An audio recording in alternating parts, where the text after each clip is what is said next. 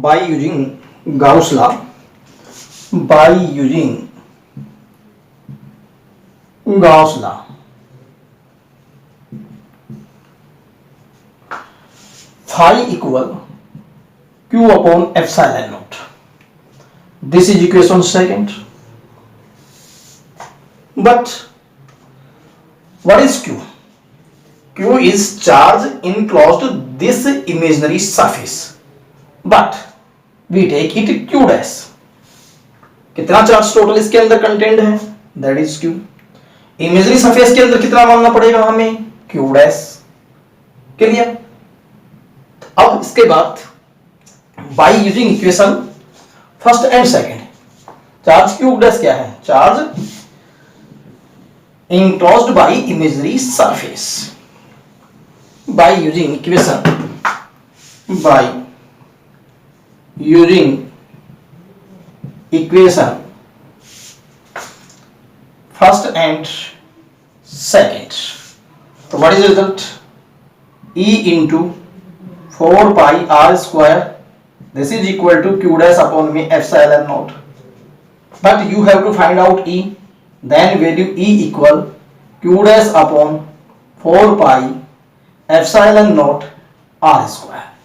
This is equation third. तो इस case में जब पॉइंट P इनसाइड लाइज हो तब इलेक्ट्रिक फील्ड इंटेंसिटी जो है वो फॉर्मूला ये आता है. लेकिन यहां हमें q डैश की वैल्यू मालूम नहीं है, हमें टोटल चार्ज q कितना इसके अंदर मौजूद है वो तो हमें मालूम है, लेकिन इस इमेजिनरी सरफेस में कितना q डैश है वो हमें मालूम नहीं है. तो हमें q डैश को जो है ना फाइंड आउट करना पड़ेगा. तो फिर to find q dash, to find out q dash, to find out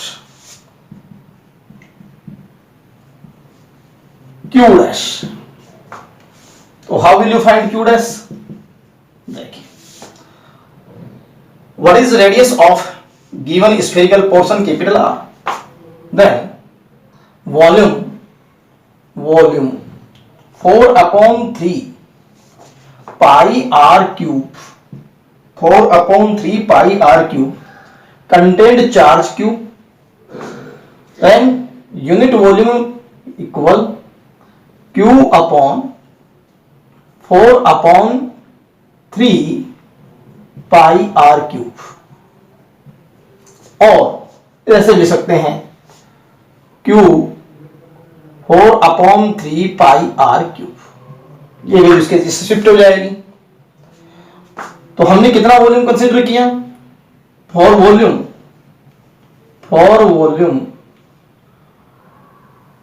volume this is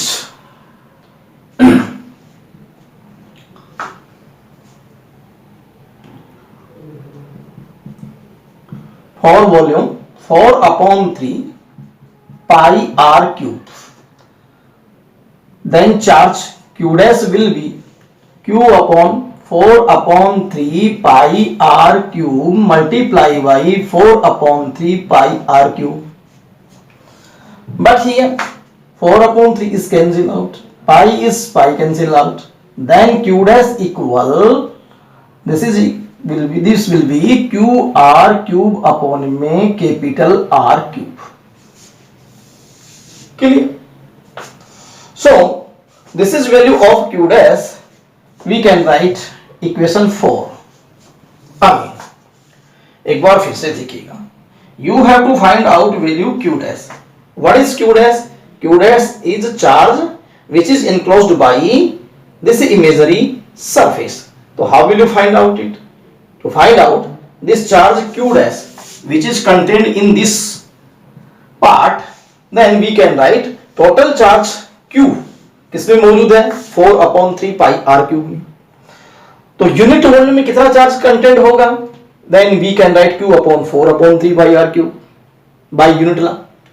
now हमने कितना वॉल्यूम कंसीडर किया था स्मॉल r रेडियस के लिए, 4 upon 3 pi r cube में कितना चार्ज कंटेंट है, q डैश. लेकिन इतने वॉल्यूम के लिए 1 के लिए इतना है, तो फिर इतने के लिए कितना, तो q dash equal q upon 4 upon 3 pi r cube into 4 upon 3 pi r cube. 4 upon 3 pi r cancel हो जाएगा, तो ये वैल्यू हमारे पास में q डैश आ गई। Now we can put value of q dash in equation third, क्योंकि इसकी जगह रखना है हमें। तो फिर क्या आएगा देखेंगे। तो बाई यूजिंग इक्वेशन कौन कौन सी, by using equation 3 and 4, by using equation 3 and 4,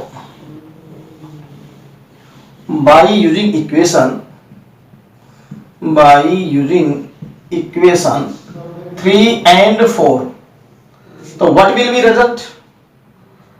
This is E equal q dash upon 4 pi r square. Then E equal q r cube upon capital R cube into 4 pi epsilon naught r square. But r square is cancelled out. So E equal q r upon में 4 pi epsilon naught r cube.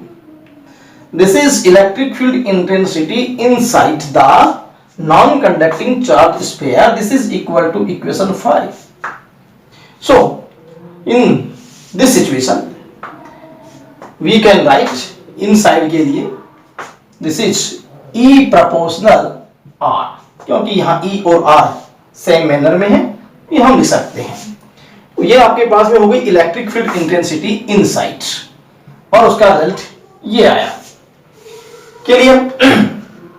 Now we can draw a graph between electric field intensity and distance. So graphical representation between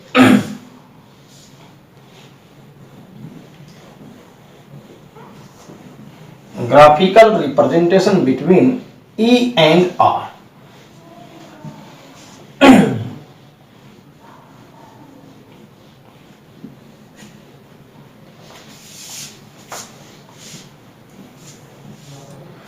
Graphical representation between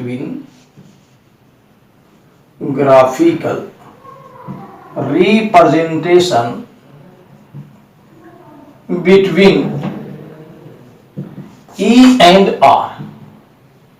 E and R कैसे हम graph को represent कर सकते हैं? देखिए, number first, when point lies outside, तब हमारे पास में क्या था? E equal Q upon V equal Q upon 4 pi epsilon naught R square. Clear? For outside, this implies for outside E naught, we take E naught, then E naught proportional R square. ये कब? When R is greater than capital R. But second, for surface ES, Q upon में 4 pi epsilon naught capital R square. This is implies ES constant. Clear? Now constant for surface. Now third is E inside. So what is the result? QR upon 4 pi epsilon naught R cube. In this situation, inside E in proportional R. तीनों जो cases हमने किए, उन तीनों cases के result हम इस तरीके से लिख सकते हैं। Now, what will we graph for this? Suppose this is spherical, non-conducting sphere. This is center and this is origin. This is distance R, electric field intensity E. This is equal to capital R. चलिए, but जब तक point inside है तब तक electric field intensity proportional है R की, तो फिर हम ये ग्राफ ऐसे ड्रा कर सकते हैं, क्योंकि जब तक हम इनसाइड चलेंगे तब तक electric field intensity E in proportional R, E in proportional R Clear? But in case of surface, this will be ES. ये ES. But for outside के लिए क्या होगा? ये आउटसाइड, फिर ये इनवर्सली प्रोपोर्शनल है, तो फिर ये हमारे पास में ग्राफ ये पैटर्न इस तरीके से आएगा। तो for E outside this is inversely proportional of square of distance. तो ग्राफ का पैटर्न क्या रहा? R N capital less than R. यहां पर आर कब रहा? जब greater than R is greater than capital R. तो ग्राफ पैटर्न इस तरीके से चलेगा कि जब तक हम सरफेस तक जाएंगे तब तक इलेक्ट्रिक फील्ड इंटेंसिटी डिस्टेंस के क्या है? डायरेक्टली प्रोपोर्शनल है। क्लियर? लेकिन जैसे ही हम सरफेस पे पहुंचेंगे तो ES की वैल्यू मैक्सिमम हो जाएगी, और जैसे ही आउटसाइड जाएंगे तो इलेक्ट्रिक फील्ड इंटेंसिटी क्या होती जाएगी? डिस्टेंस के बढ़ने के साथ साथ कम होती जाएगी। तो ये ग्राफिकल रिप्रेजेंटेशन हो गया इस नॉन कंडक्टिंग चार्ज्ड स्फीयर के कारण। क्लियर? इन तीनों रिजल्ट से हम इस ग्राफ को जो है वो टैली कर सकते हैं। एक बार मैं फिर रिपीट कर देता हूं, वो क्या है देखिए। फॉर आउटसाइड ऐसा बिहेव है, तो ये आउटसाइड के लिए ऐसा बिहेव हो गया। फॉर इनसाइड प्रोपोर्शनल है, तो इनसाइड के लिए प्रोपोर्शनल है, तो ई इन प्रोपोर्शनल आर हो गया। सरफेस के लिए जो है आपके पास में कांस्टेंट रहती है वैल्यू सरफेस के लिए, तो ES ये सरफेस के ऊपर। इसका मतलब सबसे अधिक इलेक्ट्रिक फील्ड इंटेंसिटी कहां पर होती है? वो सरफेस पे होती है। क्लियर? अब नाउ ये आपके पास में एग्जांपल है एक वॉल्यूम जो है वॉल्यूम चार्ज डिस्ट्रीब्यूशन का। तो in terms of sigma rho कैसे लिख सकते हैं? तो फॉर आउटसाइड देखिए, this implies E naught equal Q upon 4 upon 3 pi R cube multiply by 4 upon 3 pi R cube divide by what is this 4 pi epsilon naught R square, but this is rho. Then in this situation we can write E naught equal rho 4 अब 4 से 4 cancel हो जाएगा, पाई से pi cancel हो गया, क्या बच गया? R cube rho R cube upon 3 epsilon naught 4 से 4 कैंसिल, पाई से पाई कैंसिल, ऊपर R cube upon 3 epsilon naught R square. ये है E नोट की आउटसाइड रो की टर्म में। In a similar way, you can write for ES. ES this implies ES equal. How can you write? Q upon again Q upon 4 upon 3 pi R cube multiply by 4 upon 3 pi R cube upon 4 pi epsilon naught capital R square. In this situation, again we can write this term as rho. Then ES equal rho into 4 से 4 cancel, 3 से 3 cancel, 5 से pi cancel, and R square, this is capital R. So result will be rho R upon 3 epsilon naught. This is electric field intensity in terms of rho for surface, but in case of inside, again we can write as E in equal Q upon 4 upon 3 pi R cube into 4 upon 3 pi R cube divide by 4 pi epsilon naught R cube 4 pi epsilon naught R cube. So for inside, how can you write inside? And this is equal to small r. Again we can look here, Q upon, मैंने इससे divide कर दिया, इतने से multiply कर दिया, upon ये term थी उसको यहां लिख दिया, इनटू में r, वो r आ गया। अब what is this? This is रो।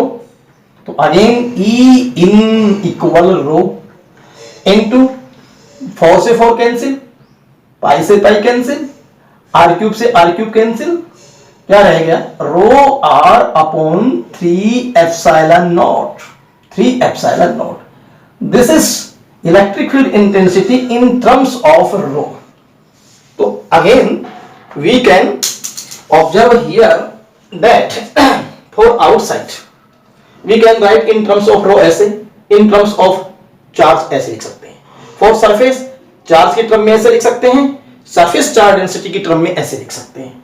ऐसे ही इनसाइड के लिए चार्ज की टर्म में ऐसे लिख सकते हैं और इनसाइड के लिए रो की टर्म में ऐसे लिख सकते हैं। और ये हो गया ग्राफीय रिप्रेजेंटेशन कि जब हम जैसे जैसे स्फीयर के सेंटर से इनसाइड चलते हैं तब तक इलेक्ट्रिक फील्ड इंटेंसिटी डिस्टेंस की क्या होती है, प्रोपोर्शनल होती है, और जैसे ही सरफेस पे जाते हैं इलेक्ट्रिक फील्ड इंटेंसिटी मैक्सिमम हो जाती है, और जैसे ही आउटसाइड जाएंगे electric field intensity square of distance के इनवर्सली प्रोपोर्शनल हो जाती है। तो इसको इन तीनों जो कंडीशंस हैं इसकी चार्ज फॉर्म और रो फॉर्म, इसको हम जो है वो नोट कर सकते हैं। तो आप इसको नोट कीजिएगा। Clear?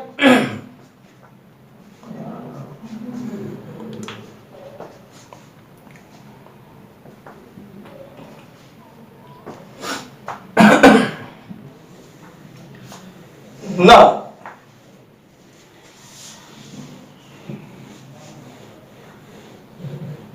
we take another article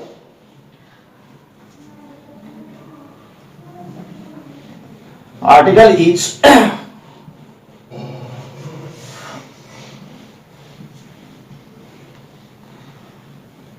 force experienced by a charged conductor. Force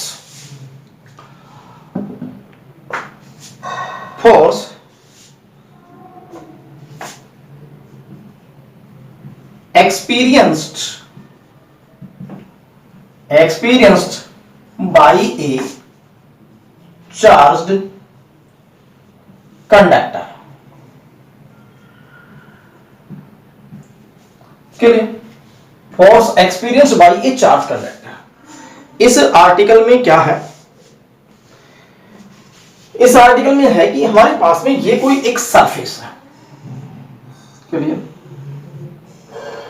इस सरफेस को यदि हम चार्ज दें, तो ये जो सेम चार्ज आएगा ये एक दूसरे को रिपेल करेगा, या हम ये भी कह सकते हैं कि इसको हम छोटे छोटे पार्ट्स में डिस्ट्रीब्यूट कर लिया हमने छोटे छोटे पार्ट्स में। ऐसे ही ये जो पार्ट्स हैं इन पे सेम चार्ज होने की वजह से ये एक दूसरे को रिपेल करेंगे, और रिपेल करने से जो है इन पर एक फोर्स लगेगा, और उस फोर्स की वजह से जो है इस सरफेस के ऊपर एक इलेक्ट्रिक प्रेशर प्रोड्यूस होगा। तो फिर ये जो डेरिवेशन है, इस डेरिवेशन ऐसे भी आ सकता है कि फोर्स एक्सपीरियंस्ड बाय ए चार्ज कंडक्टर, और ये ऐसे कह सकता है कि how will you derive a force pressure exerted by a charged conductor. So how can we derive this formula of force? Clear? So now we take, this is a surface having charge density sigma. ये कोई हमारे पास एक surface है, इस surface के ऊपर charge है और सरफेस टू चार्ज डेंसिटी है वो सिग्मा है। Clear? But we take this surface, we take a small area element ds। ये कोई एरिया एलिमेंट ds है A B, this is area element ds।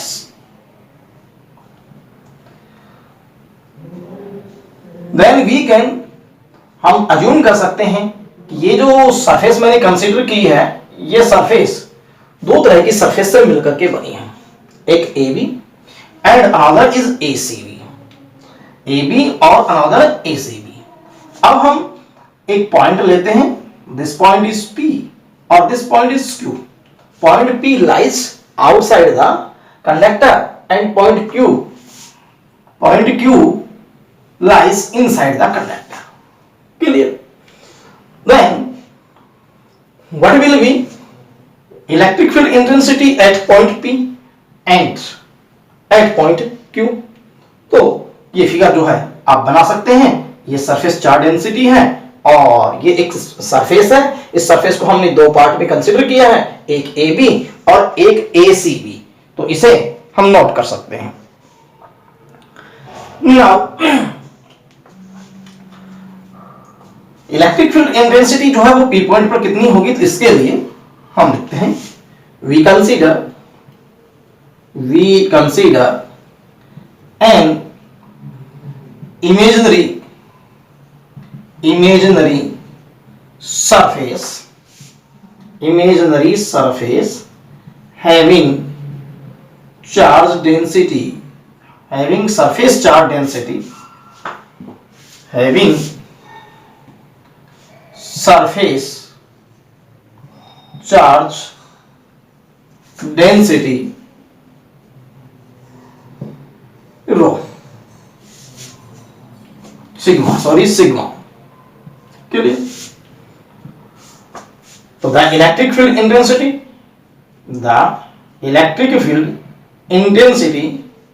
at point P due to whole charged surface, charged conducting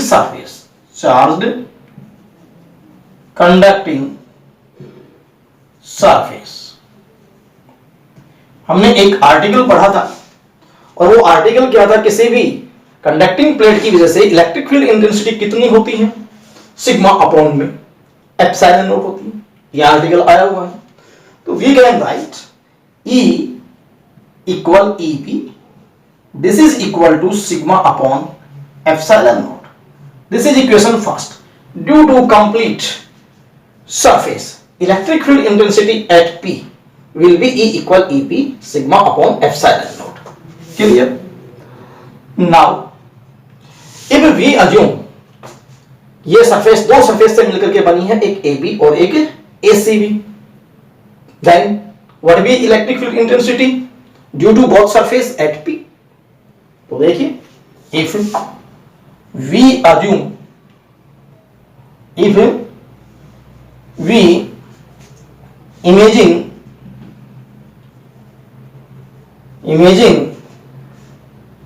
the surface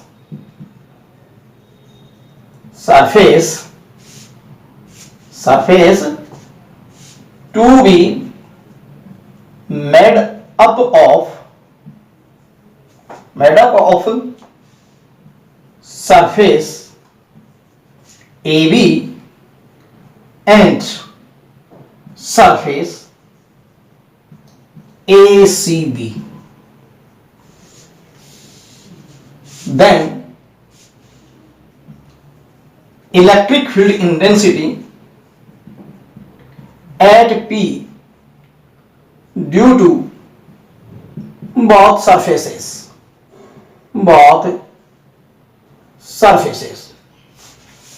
EP equal, this is equal E1 plus E2, clear? Due to AB, this is a small area element, तो फिर इसकी इस area element है ये ds है, तो P की वजह से इस AB की वजह से electric field intensity suppose E1, clear? कितनी कंसीडर की? E1, किसकी वजह से? AB की वजह से। बाकी पोर्शन कितना रह गया? ACB, इसकी वजह से इस P पॉइंट के ऊपर इलेक्ट्रिक फील्ड इंटेंसिटी कितनी होगी? सपोज कीजिए E2, क्योंकि किसी भी एरिया एलिमेंट की वजह से जो इलेक्ट्रिक फील्ड इंटेंसिटी होगी वो उसके परपेंडिकुलर बाहर की तरफ होगी, तो फिर इस P पॉइंट पर इसकी वजह से भी इलेक्ट्रिक फील्ड इंटेंसिटी ये परपेंडिकुलर और बाकी ACB की वजह से भी परपेंडिकुलर, तो एट P हम इसको ऐसे लिख सकते हैं, तो E1, this is equation second. What is E1? E1 electric field intensity due to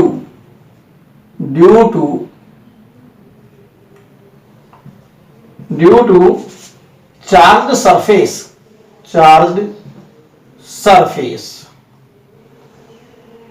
ds or AB, charged surface AB, E2 electric field intensity due to charge surface ACB। ये concept आपको clear होनी चाहिए। E1 किसकी वजह से? इस AB की वजह से। E2 किसकी वजह से? Remaining part of surface means ACB की वजह से। ACB clear? But by using first and second result will be E1 plus E2 equal sigma upon epsilon not. देखिएगा क्या किया है, यहां से EP की value sigma upon epsilon not को कहां पर पुट कर दिया? इस EP की जगह पुट कर दिया तो E1 plus E2 equal sigma upon epsilon naught आ गया। ये इक्वेशन नंबर कितनी हो गई? थर्ड। तो फिर मैं एक बार फिर से इस बात को रिपीट कर देता हूं। हमें इसकी सरफेस पे, ये एक कंडक्टिंग चार्ज सरफेस है, इसके के ऊपर कितना जो है फोर्स लगता है या कितना इलेक्ट्रिक प्रेशर लगता है ये कैलकुलेट करना है। क्यों लगेगा? क्योंकि हम इसको डिफरेंट स्मॉल सरफेस में कंसीडर कर लें तो प्रत्येक चार्ज सरफेस दूसरी चार्ज सरफेस की वजह से क्या होगी? रिपेल होगी। उससे मतलब रिपल्सिव फोर्स लगेगा और इस रिपल्सिव फोर्स की वजह से एक इलेक्ट्रिक प्रेशर प्रोड्यूस होगा। तो how we can find out force experienced by this charge conducting surface? For this, इसके लिए हमने ये कंसीडर कर लिया। इस पे सरफेस चार्ज डेंसिटी कितनी है? सिग्मा। इसको हमने AB और ACB में कंसीडर कर लिया। तो we consider an imaginary surface having surface charge density sigma. तो फिर the electric field intensity at point P due to whole charge conducting surface E equal EP equal sigma upon epsilon naught. Clear? This is in single way, but if we assume it in double way, what is double way? कि इसको हमने AB और ACB में consider कर लिया, तो फिर इसी पॉइंट P के ऊपर due to surface AB electric field intensity E1 हो और due to surface ACB electric field intensity E2 हो, then you can write for point P EP equal E1 plus E2। This is equation second. But for first and second E1 plus E2 equal sigma upon में epsilon naught. तो अब आप इसे note कर सके, note कीजिए। अब next बात क्या आती है पॉइंट Q के लिए? Electric field intensity, the electric field intensity at point Q EQ equal 0। This is equation 4। Why? हमने गॉस लॉ में जो है एक एप्लीकेशन पढ़ी थी, किसी भी spherical shell, conducting spherical shell के अंदर इलेक्ट्रिक फील्ड इंटेंसिटी 0 होती है। ये कंडक्टिंग सरफेस है कि नहीं? चार्ज कंडक्टिंग सरफेस है तो इसके inside at every point electric field will be 0। Clear?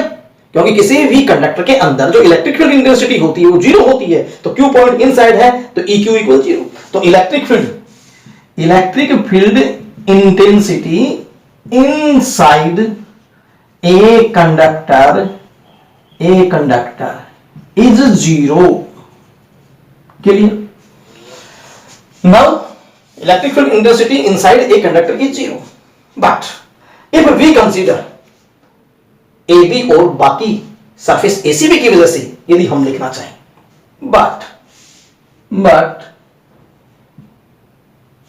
EQ point के ऊपर देखिए, इसके वजह से हमने इलेक्ट्रिक फील्ड इंटेंसिटी कितनी मानी? E1 इतनी कंसीडर की है। इसका मतलब इस सरफेस के, suppose this is surface, charge surface, और एक पॉइंट P यहां है, ये AB पोर्शन है, suppose this is AB portion, point P lies at here, then electric field intensity will be perpendicular to this surface.